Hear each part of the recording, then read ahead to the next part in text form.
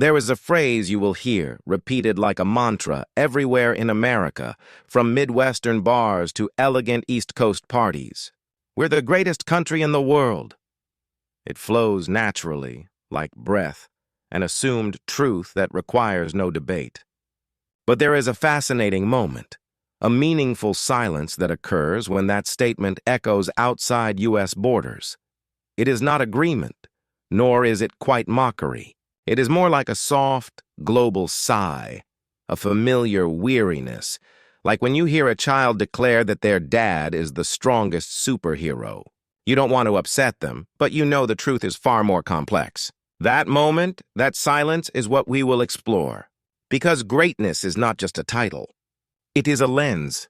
And the problem is, when you always view yourself through one lens, you forget that the rest of the world is viewing you through hundreds of different ones. This amusing self-assurance wasn't formed overnight. It was cultivated through history lessons told in a particular way, through Hollywood films where Americans always save the world, and through an education system that emphasizes extraordinary achievements while subtly glossing over the darker chapters. It's that American exceptionalism, the belief that this nation was born with a special destiny, different from all other nations. And when you are taught from a young age that you are special, that your country is the beacon of freedom and opportunity, then believing you are the greatest becomes a logical, simple equation. But the outside world didn't study from that same textbook. They see a powerful nation, yes, but they also see the contradictions, the missteps, and at times a surprising naivety. They see a country that can put a man on the moon but cannot provide universal health care. That is the core paradox that makes the greatest declaration both irritating and pitiable, like a king in a magnificent robe wearing flip-flops. And that paradox begins with the smallest things, details I've always observed in daily life. Americans call it freedom. But somehow everything comes with a rule. You are free to buy a coffee, but you are not free to bring it into a store without a shirt. You are free to drive on the highway, but you will be fined if you freely choose a speed too slow for the flow of traffic or too fast for the sign. Freedom of speech is enshrined in the Constitution like a sacred relic. Painted in glorious colors, but try uttering something wrong in a company meeting, on social media, or at a family dinner, and that freedom shrinks faster than a donut in a coffee break. It turns into disapproving looks, whispers, or worse, a pink slip. This isn't necessarily bad, as all civilized societies need unspoken conventions to function. But the way Americans fervently embrace the word freedom while living in a labyrinth of rules, regulations, terms, and conditions leaves outsiders feeling perpetually confused. They are like listening to a song where the lyrics sing of expansiveness, of endless prairies and roads with no end, but the melody is composed rigidly, with every note predetermined. And then they wonder, what is the true melody of America? The lyrics or the music? The ideal or the reality? This paradox seeps into the very language and tools they use to communicate and measure the world.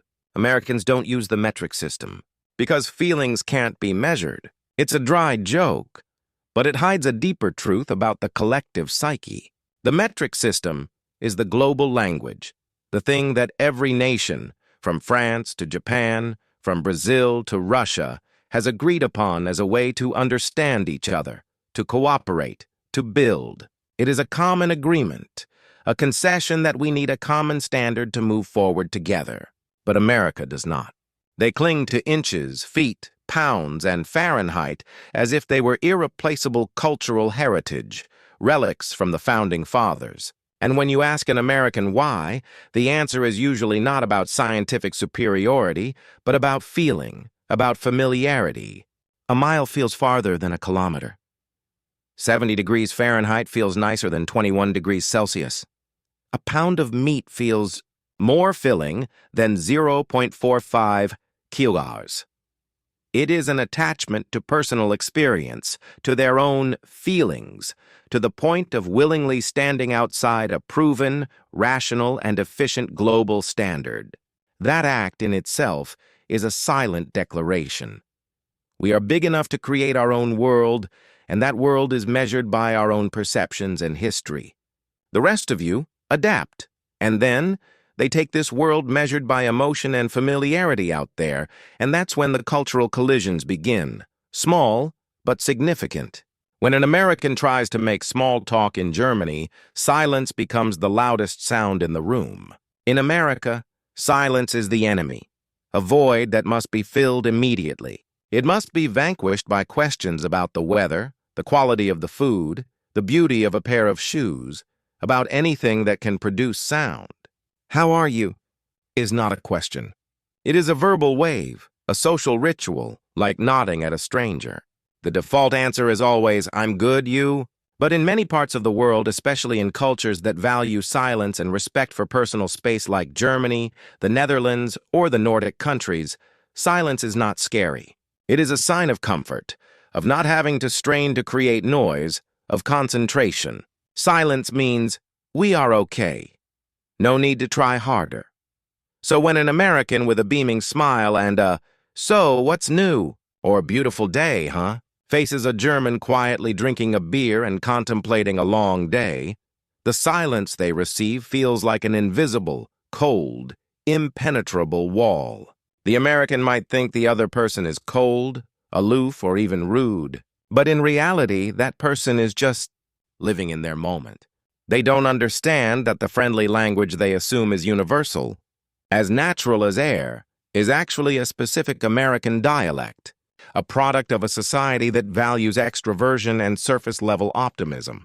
So, before we can even discuss greatness on a global or historical level, we have already seen the first cracks, the micro-conflicts, in how America perceives itself and how it interacts with the world.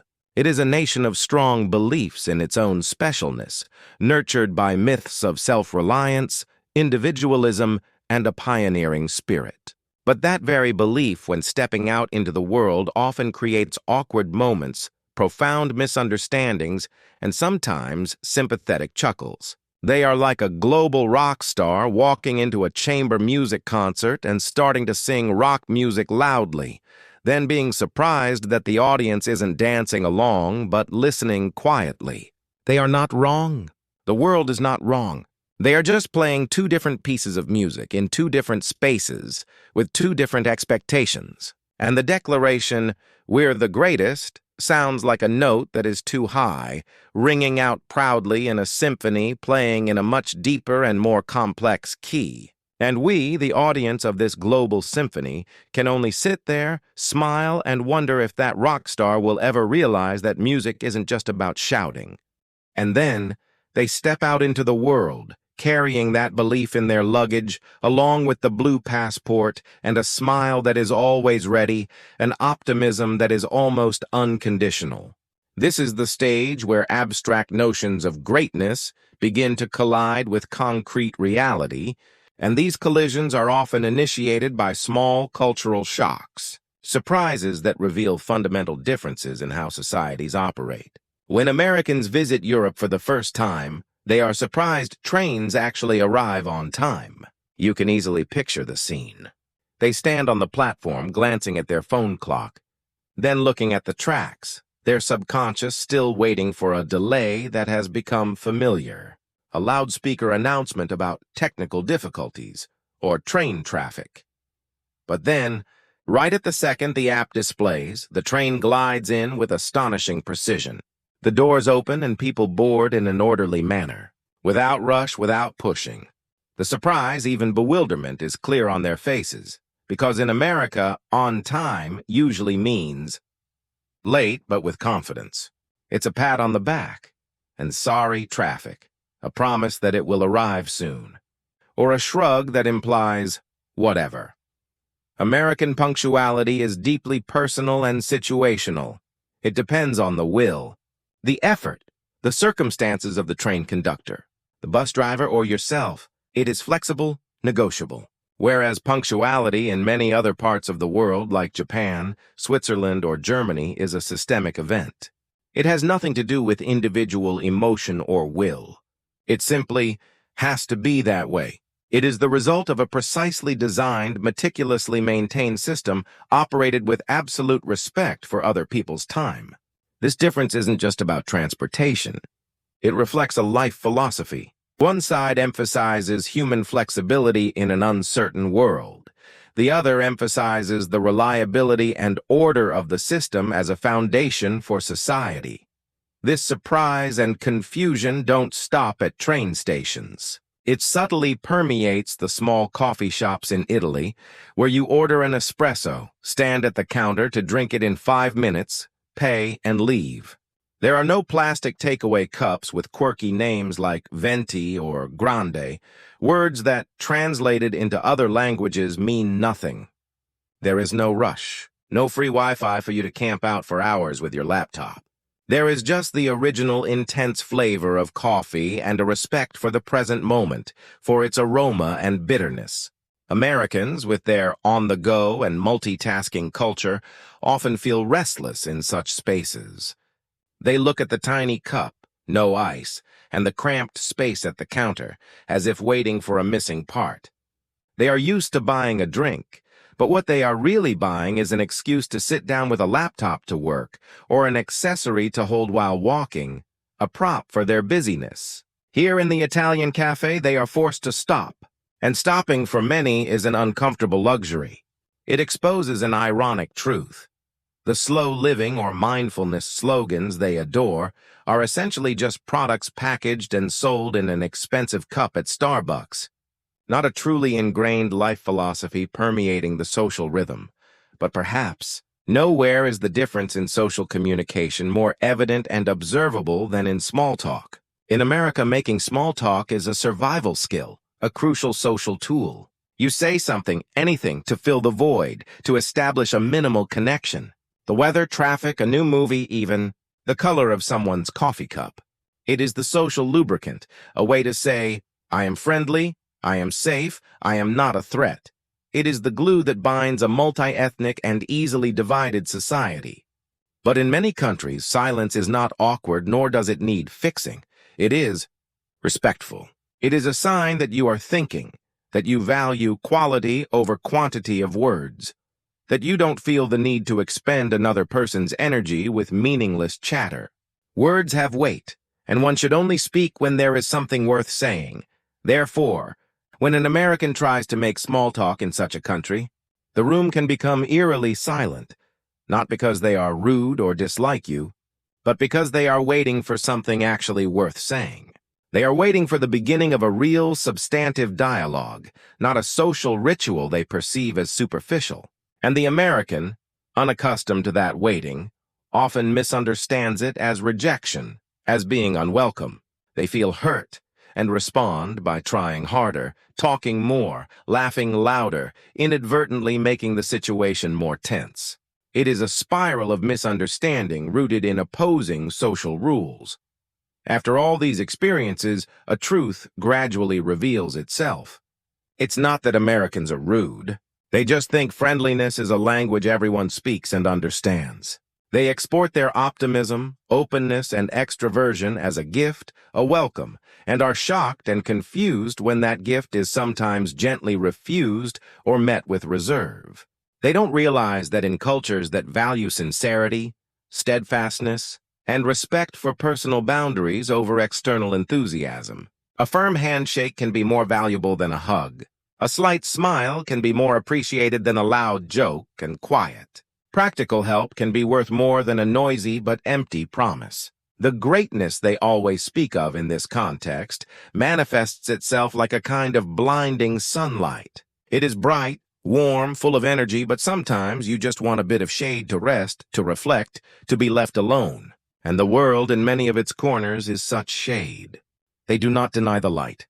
They need it to grow too, but they need it adjusted, filtered through the trees of their own culture, history, and experience. Refusing direct light does not mean refusing warmth. It is simply a different way of receiving it. So we return to the initial statement, the one that now, after all the travels, surprises, awkward moments, and misunderstandings carries a different, more complex, and perhaps more poignant meaning. We're the greatest country in the world. It is no longer just a slogan on a t-shirt or a line in a political speech. After everything, what does that statement really mean? Perhaps it is not an objective truth verifiable by data, but a subjective affirmation, a mantra, a self-talk to ward off the specter of doubt, of a history not always glorious, of internal problems they don't want the world to see, or simply to combat the loneliness of a young nation in a world arena full of ancient civilizations. Let's revisit the smallest examples. When Americans say, "How are you?" they don't really want to know. They just want the silence to go away. And when they say, "We're the greatest," perhaps they are also trying to fill a certain void. The void of a short history compared to the millennia-old civilizations of Asia or Europe. The void of geographical isolation from the rest of the world. Or simply the deep-seated fear that they might not actually be as special as they have always been taught to believe. Repeating that phrase is like a positive affirmation, a way to build collective self-esteem. It is the breath of nationalism in a pluralistic society. But just as repeating, "I am happy" doesn't make you happy if everything around you is falling apart. Constantly declaring, "We're the greatest" without serious self-reflection can sometimes blind one to the darker aspects the country is facing. That greatness, when viewed through the multifaceted lens of the rest of the world, is no longer a simple ranking with a single first place. It becomes a relative adjective, a multidimensional concept. Great at creating giant tech companies' breakthrough inventions? Absolutely. Great in universal health care or equitable public education? Perhaps not when compared to many other developed nations. Great at exporting popular culture from Hollywood to music to fashion? Undeniably. Great at understanding the cultural, political, and historical nuances of other countries? Far from it. And this is one of the main causes of diplomatic misunderstandings and global resentment. The world does not deny America's immense contributions, nor does it deny its enormous economic, military, and cultural power. But they refuse to participate in a contest where only one party sets the criteria, acts as the referee, and ultimately crowns itself. They see a complex picture with both light and shadow, and they find it strange that America only wants to display the brightest parts and deny the rest. Therefore, the next time you hear that statement, from a politician on TV, from a stranger you meet in a bar, or even from an American friend themselves, instead of blindly agreeing or angrily refuting it, try to listen to it as a confession, a voice from within the collective psyche of a nation. It is the voice of an ambitious, talented, but also deeply insecure child stepping into a world of adults with the scars of history and the caution of experience. It is naive, sometimes charmingly arrogant, but also full of hope and a fierce longing to be recognized, to be loved. Perhaps Americans don't fear silence. They just haven't truly met it, haven't been still enough to realize that sometimes true greatness doesn't need to be shouted, doesn't need to be declared loudly. It simply exists in quiet actions, in humility, in the ability to listen and understand. And the world, in its multifaceted and patient silence, has recognized this long ago. They look at America with a mix of admiration and concern, a love-hate complexity, much like how you look at a genius but reckless friend, always charging forward at a dizzying speed. You want them to succeed, you admire their energy and creativity, but you also wish they would be a bit more humble, listen a little more, and occasionally, just occasionally, have the confidence to be quiet. Because in the end, maybe small talk isn't the universal language. Maybe silence just speaks better English. Because in silence, there is no room for comparisons or declarations. There is only presence. And sometimes just being present is enough.